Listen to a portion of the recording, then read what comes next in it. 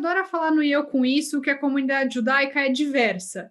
E essa diversidade diz respeito a posições políticas, crenças e práticas religiosas e também às origens. Nem todo judeu é europeu, mas alguns são. E não há comunidades judaicas apenas no sul e no sudeste do Brasil.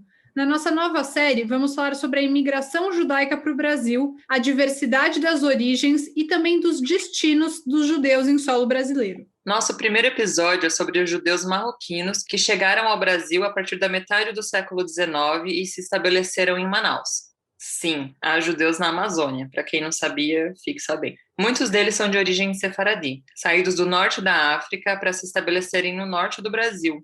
Eu sou Amanda Hatzir, estudiosa de temas ligados à cultura judaica e sociedade israelense. E esse é o podcast do IB, o Instituto Brasil-Israel. E eu sou Anita Efraim, sou jornalista e fanática por futebol. A nossa convidada hoje é a Anne Ben-Kimol, nascida e criada em Manaus, colaboradora do Comitê Israelita do Amazonas desde 2006, onde ocupou em 2012 o cargo de presidente. Hoje ela é vice-presidente desse mesmo comitê e há 15 anos tem se dedicado à pesquisa sobre judaísmo na Amazônia. Bem-vinda, Anne, muito obrigada por estar aqui com a gente. Muito obrigada a vocês pelo convite e pelo interesse também na comunidade judaica do Norte.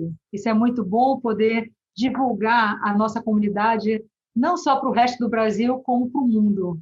Uma comunidade que nos traz realmente muito orgulho. Obrigada a vocês. E vindo das origens, Anne, como e quando os judeus marroquinos foram para o Brasil e o que levou essa comunidade a escolher o Brasil como destino?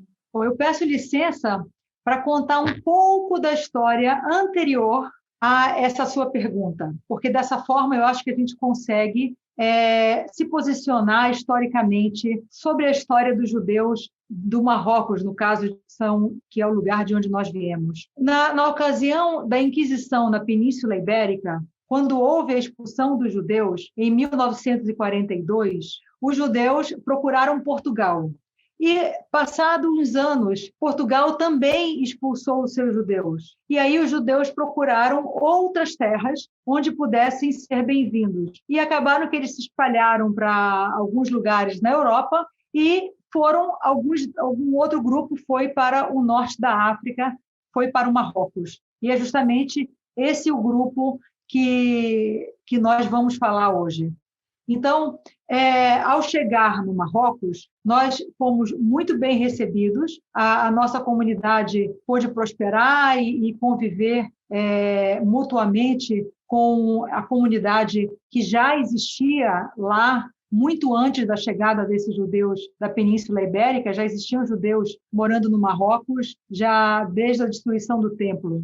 Então, para a gente foi só um passo a mais em termos de cruzar ali o Mediterrâneo. E lá conseguimos ter uma vida boa, a língua era fácil para quem vinha da Península Ibérica, porque as cidades do norte da África, elas já falavam espanhol, muitas delas falavam espanhol e tinham influências de outros lugares, e com isso foi muito, muito fácil nós nos adaptarmos lá. E aí, anos depois, quando a situação começou a ficar meio difícil no Marrocos, o Brasil passou a ser um bom lugar para que nós pudéssemos nos abrigar. Então, o que acontecia no Brasil daquela época? A família real acabava de se mudar para o Brasil. Então, se nós formos pensar na história como um todo, a vinda da família real para o Brasil, ela veio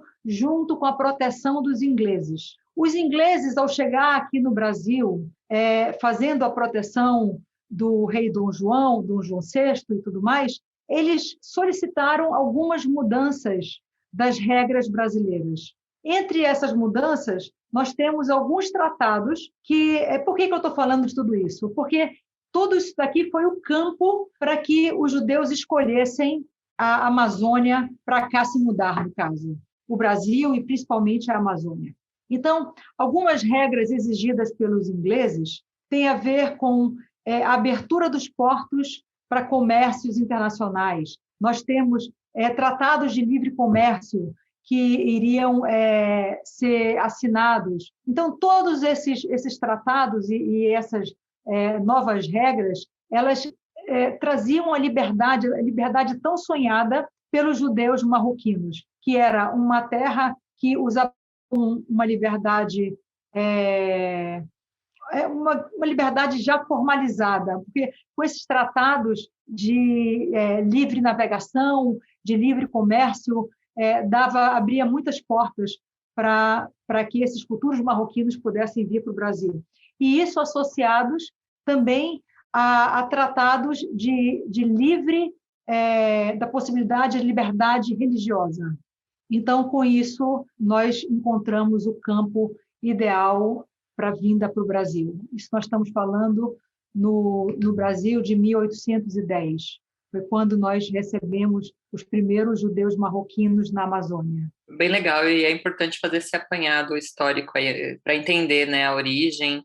Então, acho que foi uma explicação bem esclarecedora. E pensando, né, você é de Manaus, né, você está em Manaus, onde se concentrou principalmente, né, essa comunidade marroquina no norte, né? Qual que é o principal local onde essa comunidade se estabeleceu? Eu queria que você contasse também se existem outras cidades onde a comunidade judaica é forte também nessa região, na região norte. Agora eu vou pedir para vocês visualizarem assim o mapa da região norte. E aí nós vamos entender a chegada dos judeus na Amazônia. O porto de chegada era a cidade de Belém.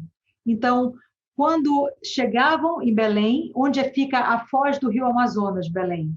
Então, ao chegar em Belém, eles, obviamente, se organizavam um pouco em Belém e depois eles navegaram por toda a calha do rio Amazonas até Iquitos, no Peru. Se nós formos ver essas comunidades todas que se espalharam pela calha do rio Amazonas, nós vamos ver que são exatamente as mesmas famílias, as mesmas comunidades, os mesmos sobrenomes, o mesmo tudo. Obviamente que só muda o tempo que elas foram cada vez indo mais em direção ao oeste, que seria Iquitos, no Peru.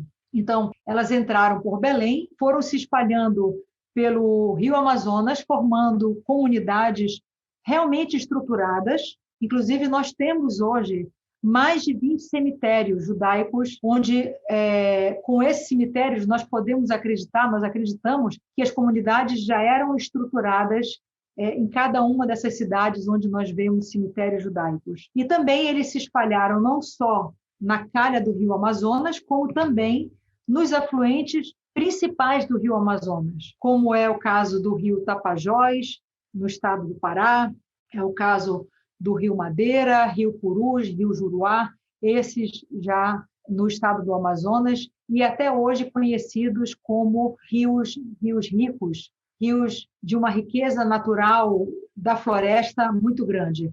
Eles escolhiam, não era ao acaso, sim, vamos ficar aqui, não. Eles escolhiam pontos estratégicos, união de rios importantes, onde o comércio já tivesse, de alguma forma, alguma prosperidade, e assim eles foram se espalhando.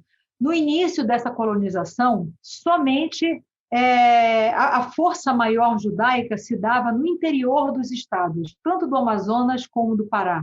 E somente mais tarde, quando ocorre o declínio da borracha, é que nós vamos perceber que existe um esvaziamento do interior em direção às capitais. Então, a gente vê no estado do Amazonas duas cidades que eu poderia citar como tendo um judaísmo, inclusive, mais forte historicamente do que a cidade de Manaus, que é a cidade de Parintins, que fica bem na fronteira com o estado do Pará, e a cidade de Itacoatiara, que hoje, se nós formos de carro, dá aproximadamente 4, 5 horas de carro. E essas duas cidades, elas já eram organizadas muito antes, tipo 30 anos antes de Manaus. A comunidade marroquina e de Manaus, ela é majoritariamente ou até somente de judeus sefaradim. Eu queria que você, ou sefaraditas, eu queria que você contasse se tem também os judeus ashkenazim ou ashkenazitas na comunidade de vocês, qual que é a diversidade dentro da comunidade, ou se é basicamente isso, judeus marroquinos, todos sefaraditas. qual é a composição? Aham. Nós tivemos, no decorrer da nossa história, no decorrer das fases do judaísmo amazônico, vamos dizer dessa forma, nós tivemos algumas ondas migratórias dos judeus asquenazitas. Então, obviamente, a onda maior foi dos sefaraditas que vieram do Marrocos, mas com a atração da borracha, com a riqueza da borracha que prosperava no início, nos meados de 1800 até mais ou menos 1920, vieram grandes grupos de judeus, principalmente da Alsácia, que era uma região que, na época, havia uma disputa entre a França e a Alemanha. Então, os judeus dessa área, vendo essa disputa, eles se viam impossibilitados de permanecer naquele local e perceberam a importância de um outro centro comercial e para cá também se mudaram. Então, nós tivemos a presença de muitos levis, famílias diferentes de levis, família Klein, alguns judeus de origem askenazi que vieram dessa região. Nessa época, atualmente, eu estou pensando que a vinda deles para cá tinha mais a ver com a importação, eles trabalhavam com a importação e para prover a comunidade local da cidade de Manaus com comércios de produtos importados, já que aqui, as pessoas que aqui moravam eram pessoas de posse. Todo mundo que lidava com borracha naquele momento ficou com muito dinheiro, ficaram pessoas muito ricas. Então, eles, com um poder aquisitivo tão alto, eles podiam comprar produtos que eram lançamentos em Paris, na Itália, os últimos lançamentos da Suíça, onde havia alguma novidade ou algum produto de desejo para aquelas pessoas. Então, os judeus askenazes vieram para a cidade de Manaus e abriram comércios, muitos comércios, grandes magazines que vendiam de tudo. E os judeus sefaraditas desse período, eles se dedicaram mais aos produtos regionais. Não que não houvesse um caso ou outro dentro de cada um dos dois mundos. Então, eu poderia dizer que os sefaraditas lidavam com a borracha e outros produtos de extração da floresta, e os askenazes desse período, dessa primeira fase, lidavam com o comércio de venda na cidade. Um era com a exportação e o outro com a importação. Mais tarde, quando houve o declínio da borracha, os judeus sefaraditas permaneceram no Brasil. Ou no Brasil, ou às vezes no estado que estavam, ou o estado do Amazonas, ou o estado do Pará, ou alguns migraram para cidades como o Rio de Janeiro, onde também já se via uma comunidade marroquina grande, já estava formada uma comunidade marroquina grande no Rio de Janeiro nesse período, e praticamente nenhum deles, voltou para o Marrocos. Eu, conversando com o meu marido, nós estávamos pensando sobre essa questão de os askenazes voltaram para os seus países de origem e os sefaraditas permaneceram no Brasil. Nós estávamos pensando que talvez, pelo fato da vida no Marrocos ainda está muito difícil na ocasião do fim da borracha.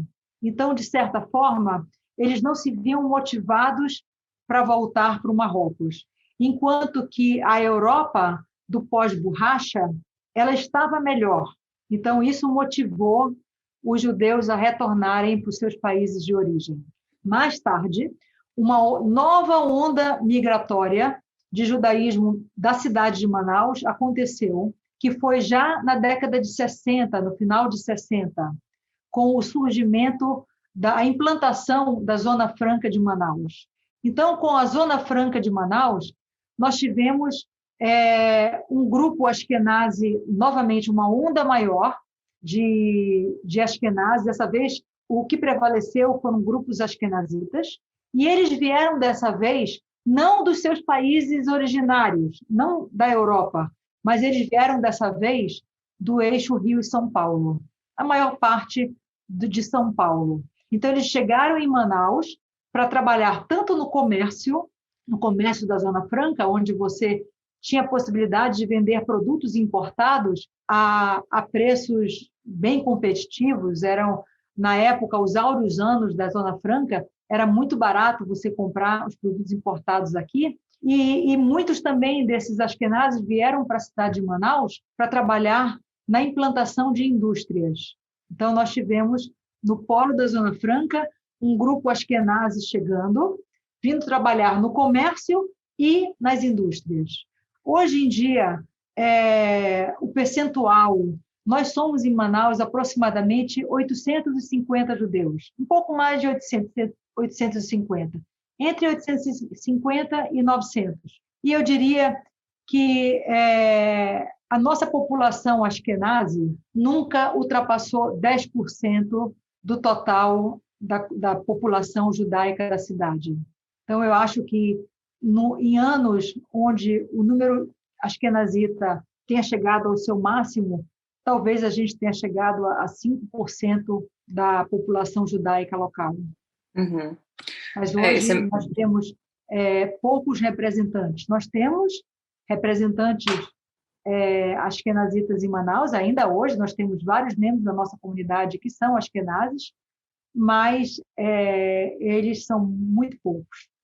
E aproveitando que você mencionou, né, o eixo Rio-São Paulo, né, eu acho que acima do Rio a gente é muito ignorante assim, sobre questões que se relacionam à comunidade judaica, né, no resto do país, principalmente no norte, né, eu acho que tem um desconhecimento muito grande, por isso a importância da gente começar essa série aqui no podcast. Então, conta pra gente, né, pra gente conhecer mais a comunidade, quais que são as peculiaridades da comunidade de vocês aí, o que você percebe de diferença de outras comunidades pelo Brasil? Eu acho que, no caso, o Sudeste, ele não que ele desconheça assim a nossa comunidade, é porque a comunidade sefaradita ela é pequena. Se nós formos pensar no Brasil inteiro, eu acredito que os sefaraditas do Brasil inteiro deva ser um número perto de 5.000 pessoas. Então, se nós formos considerar a população judaica brasileira, dizem que chega a 100.000 pessoas, então você vê, é muito pequenininho a proporção que nós somos no Brasil, os sefaraditas são no Brasil, é similar ao que os asquenazitas são em Manaus. Se nós formos pegar percentualmente, é parecido. A nossa comunidade, eu não sei se é diferente das outras, mas eu diria que características nossas é o grande orgulho das nossas tradições, é o grande orgulho da nossa cultura e é o desejo muito grande de mantermos o que nós recebemos dos nossos avós e bisavós. A história de todo mundo aqui é engraçado, porque se nós formos pensar na história da população sefaradita de Manaus, ela é mais ou menos assim. Eu vou falar a minha história e ela é parecida com a história de todo mundo mais. Os meus avós chegaram em Manaus, chegaram no Amazonas, no meados de 1930. Os meus bisavós vieram do Marrocos. Então, as pessoas da minha faixa etária, elas têm uma história muito parecida com essa. E todos nós ainda estamos muito próximos da fala dos nossos avós, da forma como a cultura marroquina sempre foi tratada com muito amor, com muito respeito, com o desejo de que perdure mais gerações. Então, o ledor vador, aqui, ele realmente é levado a sério. Então, de geração em geração, nós procuramos repetir o que nós recebemos dos nossos avós. Nós procuramos repetir os nossos aprendizados, a nossa cultura, a nossa culinária, alguns hábitos peculiares das casas, como a própria Haktia, a fala da Haktia. Posso aproveitar e falar sobre isso antes que você continue falando sobre a Haktia? para que todo mundo saiba o que é, muita gente conhece o Yiddish, né, Anne, que é a língua que é falada, enfim, por judeus europeus, uma mistura do hebraico com o alemão, vamos dizer assim, e os judeus marroquinos têm também esse dialeto próprio, que é a Haktia. Eu justamente ia te perguntar em seguida se vocês ainda mantêm bastante essa tradição, se vocês conseguiram passar de geração em geração essa língua. Por exemplo, você fala? Hoje, a Haktia, de modo geral, infelizmente, ela se limita a palavras soltas dentro do nosso diálogo. Então, e também se limita a coisas jocosas, a coisas engraçadas, ou você às vezes quer falar alguma brincadeira e não quer ser compreendido por outras pessoas, então você acaba usando a Haktia, e para que também não entendam, as pessoas que estão em volta não entendam e não julguem o que você esteja falando. Então, a minha avó, ela usava muitas palavras, ela veio de uma casa onde se usava muita Haktia, mas não é uma característica de todas as famílias. Na família do meu marido, o uso da Haktia era um pouco menor.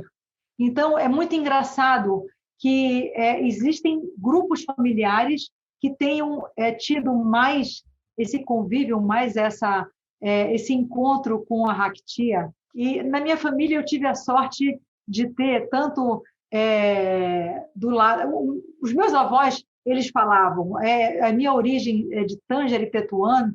Eu já ouvi dizer que em Tetuan se falava mais do que em Tânger.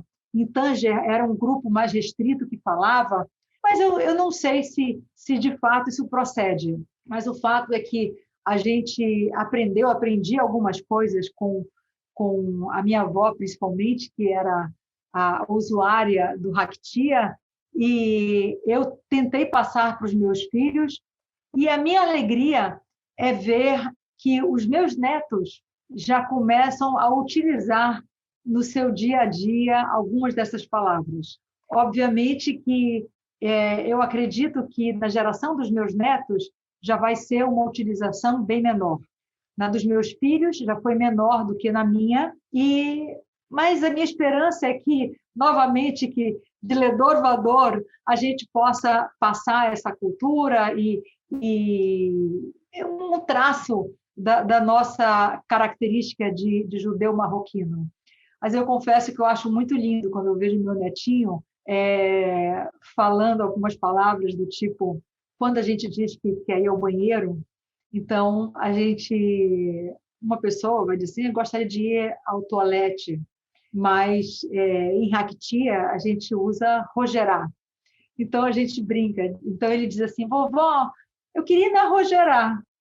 Outro dia quase que eu desmaio de alegria de ver que ele já está usando parte da nossa história, né? A história sendo passada para filhos, netos, bisnetos, tataranetos, e assim nós vamos levando. E esse carinho pela nossa história, eu acho que ele é visto por todos os membros da comunidade. Se nós formos fazer uma pergunta para cada uma das pessoas, a gente vai ter essa paixão, o desejo de manter essa história viva, o desejo de manter as nossas tradições culinárias, tradições de como fazer algumas festas. Então, tudo isso eu acho que está relacionado a aspectos diferenciados da nossa comunidade. Então, um outro ponto que eu vejo algumas pessoas de outras comunidades, quando têm a oportunidade de passar alguma festa conosco, eles sempre comentam, poxa, quantos judeus mesmo vocês são? E aqui na cidade de Manaus, eu digo, 850. Mas como? 850 e vocês têm uma festa com 300 pessoas? Então, novamente, você vê, você tem um número altíssimo, você tem 40% da comunidade num jantar de Pessah. Nós já chegamos a ter 500 pessoas em Yom Kippur, dentro da sinagoga. Para ser mais preciso, chegamos a 530 pessoas. Então, assim, quando você pensa que só faltaram 300 para completar a comunidade inteira, então, que loucura é essa, né? Que comunidade é essa? Então, eu acho que esse amor às raízes, o amor à história, faz com que a gente acabe, de certa forma, até participando mais da vida judaica, porque nós entendemos que, sem essa participação, a gente pode vir a fazer desaparecer a nossa cultura e a nossa comunidade. Sim, e aproveitando esse gancho, né, sobre fazer desaparecer do ledor-vador, né, de passar para frente, né, como que fica a questão da assimilação no meio disso tudo, né, como que vocês combatem essa questão para evitar que a comunidade diminua ou que a cultura se perca, que acabe desaparecendo com o tempo? Bom, honestamente falando, nós nunca tentamos combater isso. O que nós fizemos ao longo da nossa história nós nos tornamos uma comunidade mais tolerante. Então, acho que a chave da questão aí, ela está em tolerância. Então, algumas pessoas me perguntam, mas existem casamentos fora da comunidade, com membros da comunidade, com fora da comunidade? Eu digo, existe. E, de certa forma, até ainda bem que aconteceram, porque se eles não tivessem acontecido, provavelmente a nossa comunidade hoje estaria bem menor. Então, aí vocês me perguntam, mas o que vocês fazem com esses casamentos? A pessoa se afasta da comunidade? Como é que acontece isso?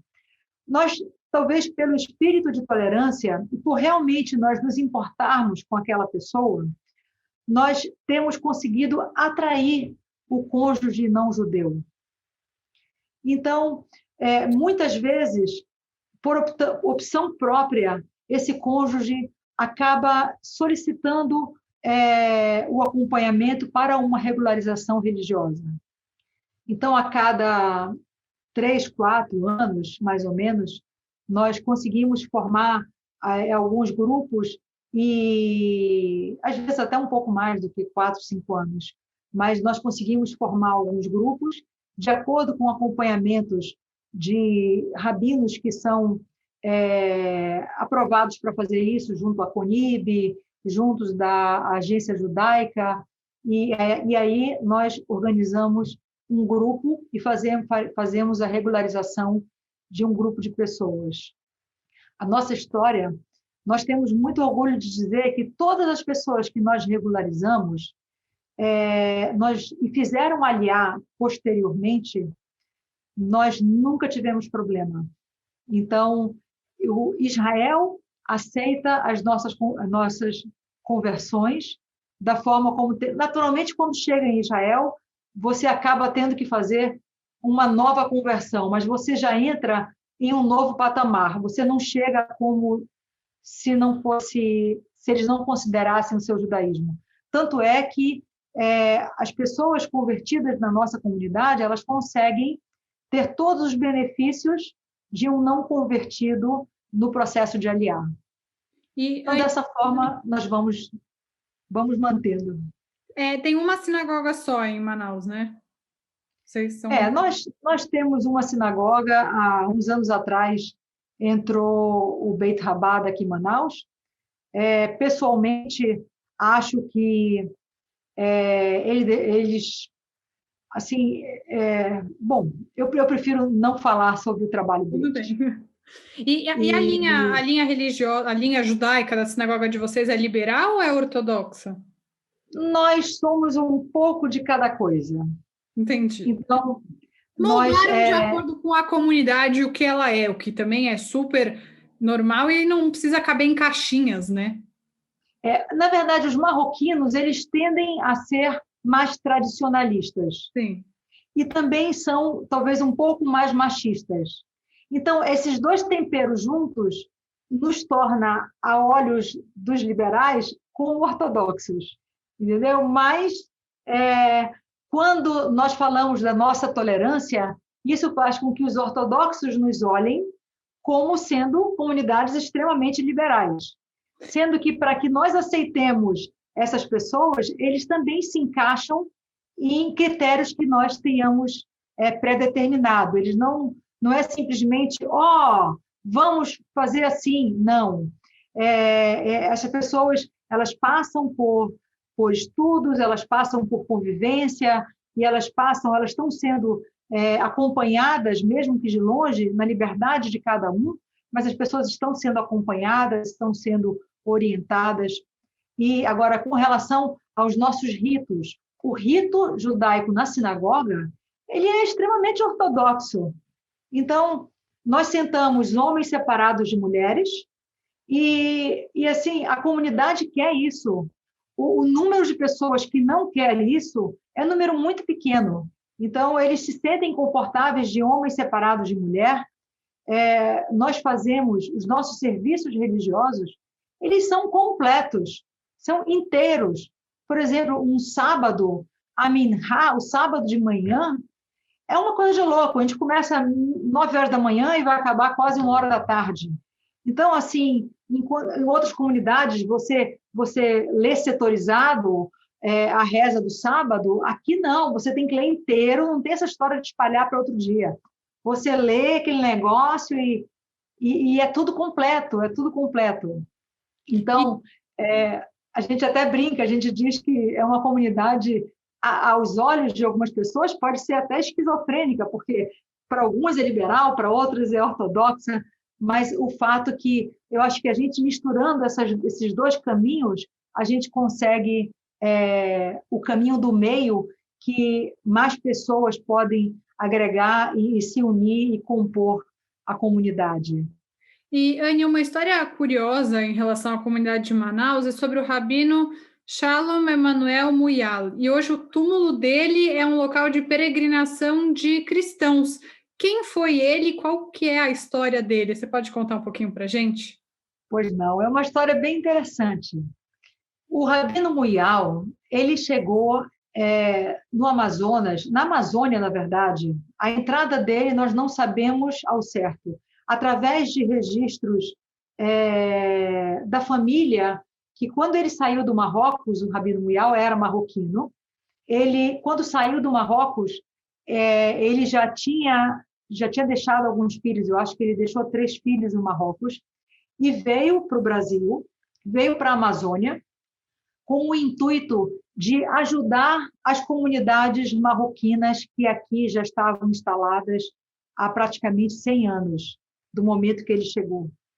Então, um rabino-chefe chamado Rafael Encaua, ele solicitou que o rabino Muyal, que era Moel, viesse para a Amazônia, porque aqui ele ajudaria a treinar Moel, a treinar algumas rezas, a treinar as celebrações. Desculpa te interromper, Anne. Moel é quem faz o Brit Milá, certo? Então, bom, vocês vão ter que tolerar algumas. Eu não sei se todas as palavras que eu uso, elas são aceitáveis juntos ao mundo Ashkenazi. Algumas palavras que nós usamos... Era só essa, para esclarecer mesmo. Algumas palavras, depois a gente pode até, quando eu acabar de responder sobre o rabino, a gente pode falar sobre terminologias que nós usamos, o mundo marroquino usa, e nós usamos, que é completamente diferente do mundo Ashkenazi. Mas voltando ao nosso rabino. Ele chegou aqui na Amazônia por volta de 1908 e começou a visitar as comunidades existentes nos 2 estados, no estado do Pará e no estado do Amazonas. Ele chegou, a gente imagina que ele tenha chegado em Manaus aproximadamente em 1910, ou 1909, talvez, no final de 1909, começo de 1910. O fato é que em 1910, em março de 1910, ele acabou morrendo de febre amarela, uma doença muito comum naquela época, e principalmente para quem andava muito pelos interiores. Na verdade, tudo era interior. Havia floresta em todo canto. Então, todos estavam muito expostos à possibilidade do contágio com a febre amarela. E aí, quando ele ficou doente, as pessoas não queriam, muitas pessoas não queriam cuidar dele, porque tinham medo de morrer de febre amarela. E aí, nessa dificuldade, ele encontrou o amparo da cura não, do tratamento, vamos dizer assim, dentro da comunidade judaica de Manaus. Havia uma senhora que se chamava Cota Israel. Essa senhora, se nós formos pensar em terminologias de hoje, ela era uma quiroprata, ela tinha o dom de consertar com as mãos, vamos dizer assim. Então, ela conseguia botar ajeitadores musculares, ela pegava nas pessoas e conseguia... Ela tinha o dom da fisioterapia de hoje, né? E aí, essa senhora era uma senhora muito boa, as pessoas são unânimes em dizer, os seus descendentes são unânimes em dizer que ela era uma pessoa muito boa, muito gentil e que se preocupava muito com as pessoas. E ela foi justamente a pessoa que foi cuidar do rabino. E aí o que aconteceu? Que o rabino, quando faleceu, tocou a vida dela normal, foi embora, fazer o que ela sempre fazia, que era ajudar as pessoas e atender as pessoas que tivessem dores ou estivessem doentes. E aí as pessoas começaram a dizer que ela tinha dons na sua mão, que ela tinha mãos mágicas, mãos que curavam. Então, pessoas da cidade de Manaus, não necessariamente da comunidade, porque ela atendia todo mundo. Então, as pessoas diziam que ela tinha mãos mágicas, mãos mágicas. E como é que ela tinha essas mãos? As pessoas queriam saber.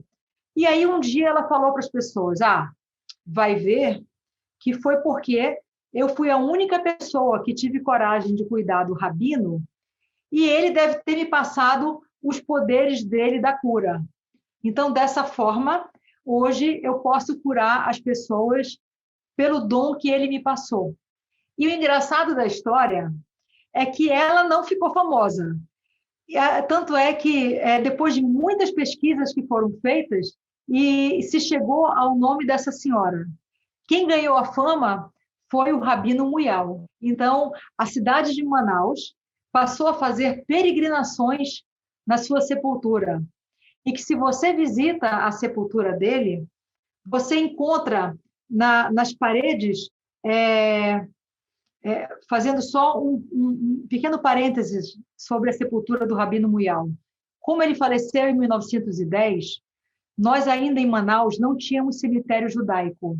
O nosso cemitério ele é de 1928. Então, todo mundo que morreu antes de 28 está sepultado no cemitério cristão da cidade de Manaus. E o Rabino Muyal não é diferente. Então, para que nós mantivéssemos um terreno judaico onde o rabino está sepultado, foi feito uma mureta, uma casinha. Então, ele está num terreno judaico, mas dentro do cemitério cristão da cidade. Houve várias polêmicas para que se retirasse o rabino desse local, inclusive que o levasse para Israel. Na década, acho que de 80, um dos seus descendentes, que era um político em Israel, ele, quando descobriu a presença do Rabino Muyal em Manaus, ele disse, eu quero trazer o meu parente, meu tio-avô, coisa assim, eu quero trazê-lo para sepultamento em Israel. Nessa ocasião, o meu sogro, Samuel Ben-Shimol, era o presidente da comunidade. E aí ele disse, gente, eu não posso fazer isso. Eu pediria que a família entendesse que esse rabino hoje ele é muito importante para a comunidade civil da cidade de Manaus, a comunidade maior que é a cidade de Manaus. Então, como ele virou uma espécie de um santo na cidade, não seria bom nós fazermos isso. E o outro ponto nós zelamos por ele todos os anos. Ele, para a gente, tem uma importância muito grande. Nós o consideramos, até os dias de hoje, como o nosso embaixador junto à comunidade civil. Então, ele veio para Manaus para fazer o bem, ele veio para a Amazônia para fazer o bem, e ele está até hoje fazendo o bem. Passados 100 anos, mais de 100 anos do seu falecimento, o Rabino Muyal continua trabalhando na cidade de Manaus e fazendo o bem para a comunidade cristã local. Então, fechando parênteses e voltando ao que eu estava falando do túmulo dele, o túmulo dele, existem peregrinações anuais e as pessoas vão para a sepultura dele para agradecer e para pedir sobre alguma necessidade ou agradecer alguma bênção recebida. Então, a sepultura dele é cheia de placas de agradecimentos desses milagres alcançados. Então, essa é a curiosidade do nosso bem curioso mesmo. rabino milagreiro. Pois é, eu mesma não conhecia a história desse rabino, a gente ficou sabendo, pesquisando para falar sobre esse tema hoje aqui no episódio, é bem interessante, bem curiosa mesmo. E para finalizar nossa conversa de hoje, Anne, está sendo muito esclarecedora, assim, estou aprendendo muito pessoalmente. A gente falou, né, sobre essa questão, né, da ignorância, do desconhecimento que existe em relação à comunidade judaica na região norte do Brasil, aqui pensando nesse eixo sul-sudeste, né? Eu queria que você fechasse comentando qual que é a relevância de preservar a memória da imigração judaica marroquina no Brasil. Antes de eu falar sobre essa sua pergunta, eu vou só dar aquela curiosidade sobre terminologias marroquinas, e que são tão diferentes, alguns termos usados aqui entre as comunidades marroquinas é tão diferente de terminologias usadas no meio askenazita. Vamos aos mais simples. Por exemplo, nós costumávamos chamar a nossa sinagoga de esnoga. A Bimá, como vocês chamam, nós chamamos de Tebá. O Arona Kodesh é o nosso Erral. Nós chamamos, esse é um termo que eu ainda não sei muito bem, eu sei quando vocês falam, mas eu não sei repeti-lo. Sobre o Shiva, como é que chama? Eu não sei, mas nós chamamos de Mismará. A Mismará é a celebração da uma semana de falecimento e do ano de falecimento. E a partir desse momento a gente chama de Nahalá. Uhum. Outros termos que a gente usava, esses já estão se perdendo na maior parte das comunidades marroquinas. Nós nos consideramos uma bolha no tempo, aqui a herança marroquina ela está presa da forma como nós recebemos dos nossos bisavós.